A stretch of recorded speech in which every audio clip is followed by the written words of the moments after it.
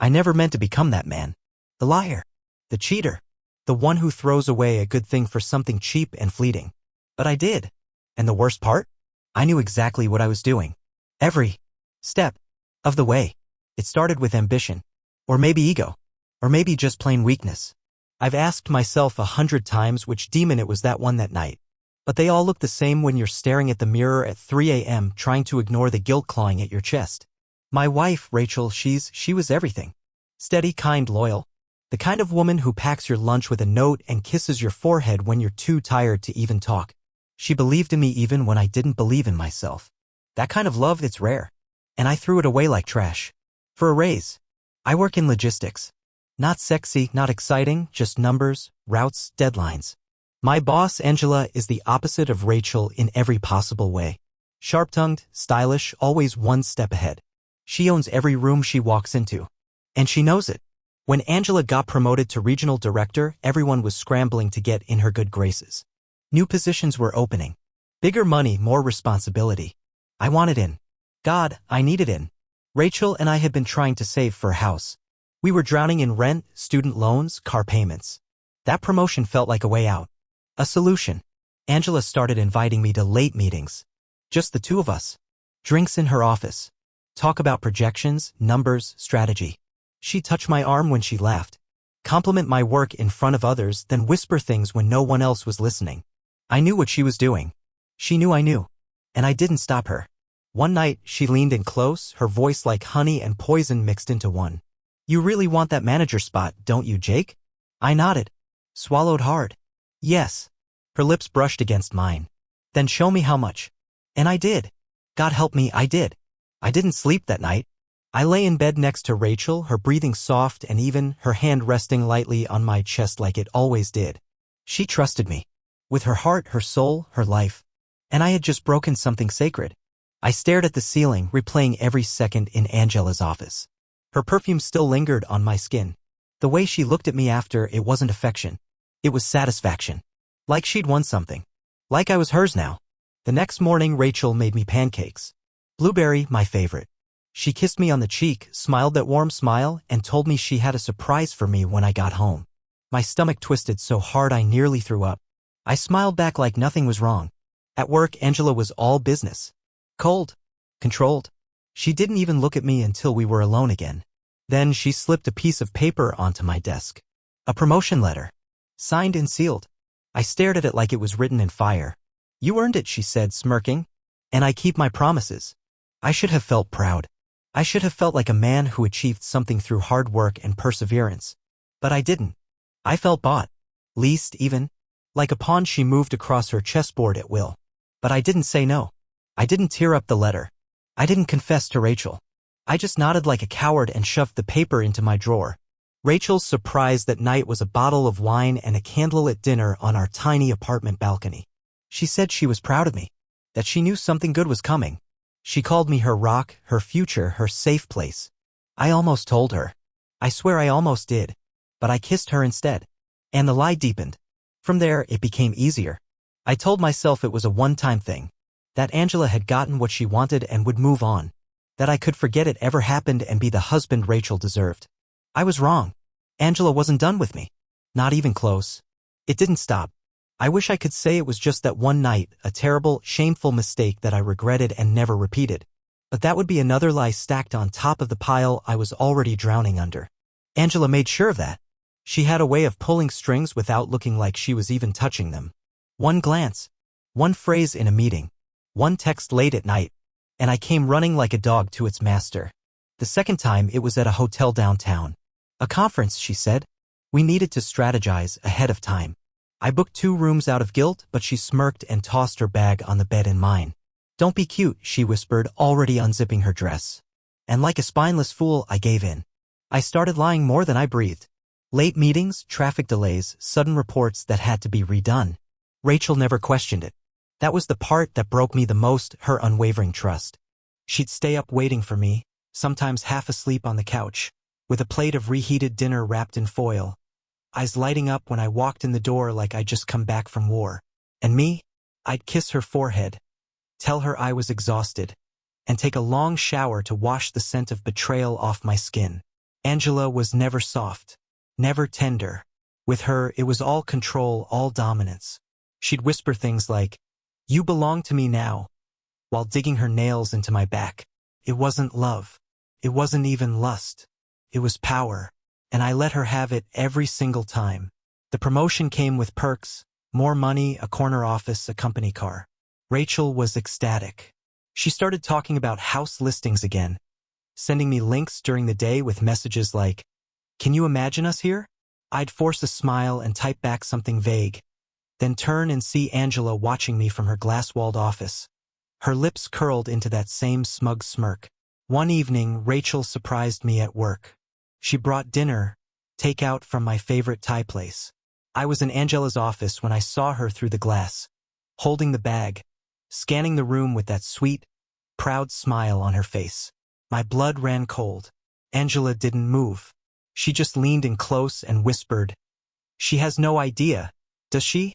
I bolted out of the office like it was on fire. Rachel kissed me, said she missed me, handed me the food and told me to take a break. I laughed too loud.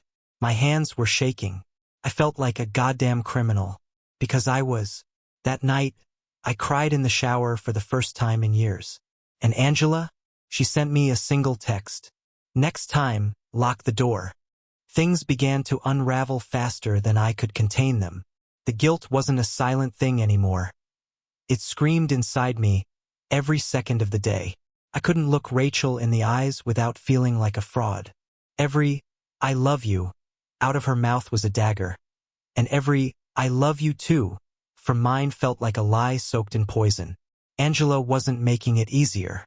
She became bolder, more possessive, like having me wasn't enough. She wanted to own me completely. She'd corner me in hallways, whisper filth into my ear when no one was watching, and send me explicit messages during meetings. My phone became a weapon. Every buzz felt like a landmine. I started drinking more. At first, it was just to take the edge off, a beer after work, maybe two. But then it became something else. Something darker. I'd sit in my car after work, pounding shots from a flask before I had to go upstairs and pretend to be a good husband. Rachel noticed. Of course she did. She asked if I was stressed, if the new role was too much. She even suggested I see someone, a therapist, maybe. I laughed it off, told her I was just adjusting. Another lie, polished and smooth from overuse. But her eyes lingered on me longer than they used to. She'd study my face when I walked through the door, hold my hugs a second longer like she was searching for something. Or maybe sensing the space between us growing wider by the day. The worst part? A tiny, sick part of me resented her for it. For being so good, so trusting, so pure. Her love felt like a mirror, and I hated what I saw in it. Angela didn't expect love. She didn't demand honesty or warmth or decency. With her, I could be rotten. I could be the worst version of myself and still feel wanted. Not respected, just wanted. There's a difference. And I'd lost the ability to tell which one mattered more. Then came the weekend trip. Angela booked a conference retreat for senior staff at a resort 2 hours outside the city. It was supposed to be professional. That's what I told Rachel. Team building, I said. Mandatory. She helped me pack, for Christ's sake. Folded my shirts, slid little notes into my socks like she used to do when we were dating. I read one of them in the hotel room after sleeping with my boss for the 3rd time in 2 days. It said, "I'm so proud of you. I know this is just the beginning of something amazing. I love you forever. R." I folded it up, placed it back in my suitcase, and sat in the dark for hours while Angela slept soundly beside me. Her body wrapped in the hotel sheets like none of it meant anything. And maybe for her it didn't. But for me, something had broken that night. Something I couldn't fix. The shift didn't happen all at once. It crept in slowly, like a rot behind the walls, invisible at first until one day everything collapses. Rachel began asking more questions. Not in an accusatory way. It was worse than that. She asked gently, cautiously, like someone tiptoeing around a wounded animal. "Are you happy?" she asked one night, her voice barely above a whisper. "Do you still feel connected to me?" I didn't know what to say. I looked at her and saw the woman who stood by me through every storm, the woman who believed in me when no one else did. And yet I also saw the shadow of my own betrayal hanging between us like fog. I lied again, told her everything was fine, that I'd just been under pressure, that the new role was intense but it would pass. She nodded and smiled, but there was pain behind her eyes. A crack she was trying to hide from me, or maybe from herself. Angela, on the other hand, became impatient. She started demanding more of my time, more of my energy, more of me. She wanted dinners outside of work. Private catch-ups, she called them. At first, it was easy to make excuses to Rachel. But soon, the lies started to contradict each other. I'd say I was at a team dinner, but Rachel would mention she spoke to someone else from my office who wasn't invited. I'd say I was working late on a report and she'd offer to come by with coffee. It was getting harder to keep the stories straight. One night, Angela got drunk. Really drunk. We were in her condo, her escape from the city, as she liked to call it. She poured herself glass after glass of red wine and started talking about her ex-husband, about how he cheated on her with a younger woman. Ironic, right? She laughed bitterly, then stared at me, eyes glazed, and said I would never let someone do that to me again. Never. I asked what that meant, trying to keep my voice neutral, but my stomach was already turning. She just smiled. Let's not pretend you're not mine, Jake. That's when I knew she wasn't just using me. She believed she owned me. And in a way, she did. I had given her the leverage with every night I spent in her bed, with every message I didn't delete fast enough, with every damn lie I told my wife. I'd handed Angela the keys to my destruction. And then it happened. I left my phone unattended for 2 minutes. Just 2. Rachel saw a message pop up, not even a long one, not a picture, not anything explicit. Just a text that read, "You taste better when you lie to her first." Silence. Then her voice, from across the room, "Jake, who's Angela?" Time stopped. I froze, heart pounding, mouth dry. She stood there, phone in hand, eyes wide, shattered. Like the earth beneath her had split open and swallowed every ounce of certainty she ever had. I opened my mouth, but no words came. Because there was no saving it now. Everything was broken. She didn't scream. That's what I remember most. Rachel didn't yell, didn't throw anything, didn't fall to the floor sobbing like in the movies. No, her reaction was far worse. She stood still, completely still, with my phone in her hand, staring at the screen like it was a foreign object. Her mouth opened slightly, but no words came out. Just silence. Thick, suffocating, final. I tried to speak. I started with Rachel, but my voice cracked halfway through. She looked up at me then, her eyes glossy but dry. It wasn't heartbreak I saw in them. It was disbelief. Like her brain couldn't quite catch up with the reality it was processing. She held the phone out, arm trembling slightly. "You taste better when you lie to her first," she read aloud, her voice barely more than a whisper. "That's what she sent you? That's what you've been hiding?" I reached for her, instinctively, stupidly. "Please, just let me explain," but she stepped back like I'd struck her. And in a way, I had. Just not with my hands. I had gutted her with betrayal, with cowardice, with months of lies that had eroded the foundation of everything we'd built. "How long?" she asked. Simple question. For letters. But it shattered me more than any accusation could have. I hesitated, and that hesitation said everything. She nodded slowly, like something inside her had been confirmed. "I see. So not a mistake. A decision." Over and over. I dropped into the chair, head in my hands. My chest felt like it was collapsing in on itself. I didn't mean for this to happen. I was trying to get ahead for us. For our future. I thought. "You thought what?" She cut in, her voice shaking now, the first crack in her composure beginning to show. "That selling your integrity was a stepping stone? That using your boss like a goddamn bargaining chip would build us a better life?" She laughed then, not a real laugh, but something sharp and joyless. "You don't climb by falling into someone else's bed, Jake. You just fall." I had no defense. Nothing I could say would undo what I'd done. I wanted to beg, to grovel, to rewind time to before I let Angela in, before I let ambition twist me into someone Rachel wouldn't recognize. But it was too late. That man she loved, the man who packed her lunch, who whispered promises in the dark, who held her when she cried, he was gone. Replaced by a stranger with blood on his hands. She left that night. Didn't even pack a bag. Just grabbed her purse, keys, and walked out without slamming the door. That quiet exit hurt more than any explosion ever could. Angela texted me 20 minutes later. I'm guessing she knows. I stared at the screen, then turned the phone off. For once, I didn't reply, because I had nothing left to say. The apartment felt hollow without her. Not just empty, hollow. Like the soul had been vacuumed out of it. leaving nothing but air and dust and echoes of what used to be. Her mug was still in the sink. Her hair tie still looped around the bathroom faucet. I couldn't touch anything. Every object was a ghost. Every room a grave. I tried calling. Once, twice, then 10 more times after that. Straight to voicemail. I left messages, long and desperate, but I knew she wasn't listening. Hell, I wouldn't have.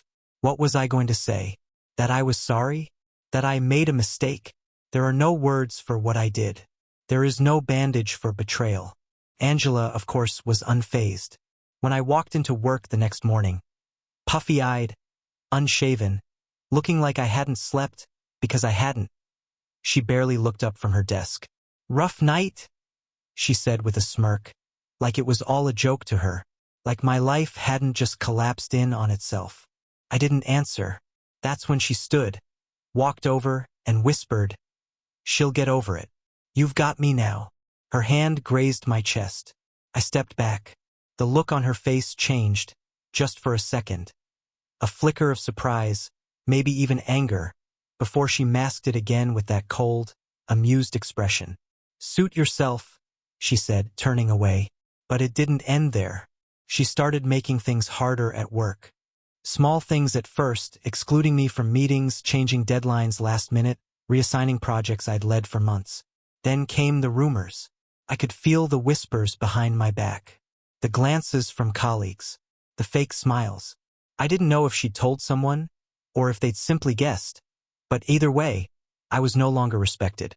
I was tainted, used, disposable. And Rachel? She still hadn't come home. I began driving past her sister's place at night, just to see if her car was there. Once I saw it, parked neatly outside the curb. I didn't knock. I just sat in my car with my headlights off, staring at the glow of the upstairs window, wondering if she was behind it, crying, hating me, or worse, just moving on. I started talking to myself, in the shower, in the kitchen, trying to reassemble the moments where I could have chosen differently. If I just said no. If I just told Rachel the truth before it was too late. If I'd just been stronger. But I wasn't, and now I was alone. One night, I got drunk and called her. She picked up, just once. There was a long pause before she said anything. Then, "Don't contact me again, Jake. Not for a long time. Maybe not ever." Click. That silence afterward? It was louder than any goodbye I've ever heard. Time didn't heal. It mocked. Days blurred together in a haze of regret and cheap coffee, while nights dragged on like punishment. I couldn't sleep in our bed anymore. I started sleeping on the couch, not because it was more comfortable, but because her absence was less loud there. I stopped doing laundry. The apartment smelled like a man who had nothing left to lose. Angela continued her power games. She'd praise me in meetings, then ignore me in private. She flirted with new hires in front of me, laughed too loud, touched their arms the way she used to touch mine.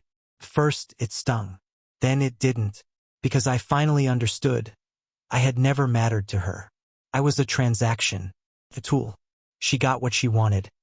Control, entertainment, maybe a little revenge on a world that had once cheated her. And I'd paid the price. One Monday morning, she called me into her office and told me the department was restructuring. My role was being absorbed into another. No room left for me. Just like that. I didn't even argue. I stood there, numb, while she signed the papers and offered a half-hearted, "It's been a pleasure working with you." I wanted to laugh. Pleasure? Working? The irony was rich. I walked out of the building with a cardboard box and no plan. No wife. No job. No dignity. Just the weight of every wrong decision pressing on my spine like a curse. I sat in the parking lot for over an hour, just staring out the windshield, gripping the steering wheel until my knuckles went white. I wasn't angry. I wasn't even sad anymore. I was empty, like the last piece of me had finally given up. That night, I found one of Rachel's sweaters buried in the laundry basket. Soft, navy blue, with a tiny coffee stain near the collar she never managed to wash out. I held it like it was her, breathed it in, cried harder than I thought a man could cry. Not for her forgiveness. I knew I didn't deserve that. but for the simple, heartbreaking truth that I'd destroyed the one person who ever truly loved me. I started writing letters to her. Not to send, I knew better, but because I had nowhere else to put the words. I filled notebooks with apologies she'd never read, explanations she never asked for, and confessions that came too late. Every sentence a brick in the monument of my own failure. And through all of it, one thought kept returning. This didn't happen to me. I did this. Every lie, every excuse, every touch I gave to someone who wasn't my wife. This wasn't fate. It was me. And that truth was the heaviest burden of all. Months passed. Seasons changed. The city didn't slow down for my heartbreak. The traffic still choked the streets. The trains still screeched through their tunnels. And people still smiled like nothing had collapsed inside them. I envied them, the strangers with their coffee cups and unbroken lives. I kept my head down. Took a job at a smaller firm, far from the city center. No title, no prestige, just enough money to survive. It was all I felt I deserved. The nights were still the worst. The silence in the apartment screamed louder than any fight we ever had. I stopped drinking eventually. Not out of discipline, I just got tired of being numb. Feeling the pain, raw and unfiltered, was the only proof I had left that I hadn't completely disappeared. It reminded me I was still human, even if I wasn't a good one. Then, one afternoon, I saw her. Rachel. I was walking out of a bookstore, clutching a used copy of some philosophy book I'd pretended to be interested in, and there she was, across the street, standing in line at a food truck. She looked different, brighter somehow. She laughed at something the vendor said, her head tilted back, her hair catching the sunlight. She wasn't wearing her wedding ring. Neither was I. I didn't approach, didn't call her name. I just watched. For those brief moments, she was untouched by me, free from the weight I had wrapped around her heart. And that freedom looked beautiful on her. Painful, too, because that's when I knew, truly, finally, that she was never coming back. I walked away before she could see me, not out of fear, out of respect. I had stolen enough from her. The least I could do now was give her peace. Later that night, I opened one of the notebooks I'd filled with unsent letters. I tore out a page. It read, "If I could take it all back, I would. But I can't. So instead, I'll carry this. I'll carry it so you don't have to." I folded it neatly, lit a match, watched the paper curl and blacken in the sink. There was something final about the way it burned. Not closure, maybe, but something close to it. Acceptance, perhaps. I don't know what forgiveness looks like anymore. Maybe I'll never be worthy of it. But I do know that redemption doesn't come from begging for a second chance. It comes from living better, painfully, quietly, deliberately, every single day after the fall. And so I did. One morning at a time. One choice at a time. One step away from who I used to be. I used to believe that rock bottom was a moment. A single catastrophic event that shattered everything at once. But now I know better. Rock bottom isn't loud. It's slow. It's quiet. It's the 1,000 small choices that lead you there, each one seemingly harmless, until you look up and realize you're buried beneath the weight of your own decisions, and there's no one left to blame. What I did to Rachel will follow me for the rest of my life. Not because she'll remind me. She hasn't contacted me since that night, and I respect her silence, but because I remind myself, every morning when I wake up alone, every time I pass the Thai place we used to love, every time I see a couple laughing in a grocery store aisle and feel that flicker of something I once had and destroyed. But here's the thing no one tells you about guilt. If you let it, it can become a teacher. A brutal, relentless one. It won't let you forget, but it can make sure you never repeat. I started therapy, not to forgive myself. I'm still not there yet, but to understand the wreckage. To face the parts of me I used to avoid.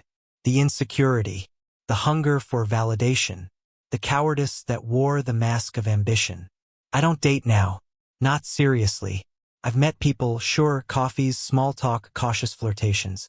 But I can't give anyone a version of me that still feels unfinished. To love again, I need to rebuild from something honest. And I'm still digging through the ruins. Sometimes I imagine a parallel life. One where I stayed loyal. One where I walked away from Angela that first night and came home to Rachel and told her everything. My fears, my frustration, my desperation. Maybe we would have fought. Maybe we would have cried. But maybe we would have made it. But that version of me doesn't exist. This one does. So I write. I reflect. I try to be useful to people even in small ways. I volunteer. I listen more. I tell the truth even when it hurts. Especially when it hurts. Because I know the cost of lying now. I know what betrayal tastes like. Bitter, corrosive, unforgettable. If Rachel ever reads this, and maybe she will one day, I want her to know that her love changed me. Not in the fairy tale way. In the real way. In the after the storm way. She taught me what it meant to be trusted. And I shattered that trust. But her love didn't die with our marriage. It became the compass I use now. The silent standard I measure myself against. Some betrayals break you. But some force you to rebuild. And if you're lucky, if you're honest, the rebuilding can make you into someone better than you ever were before. I'll never be proud of who I was. But I'm learning not to be afraid of who I'm becoming. One honest day at a time.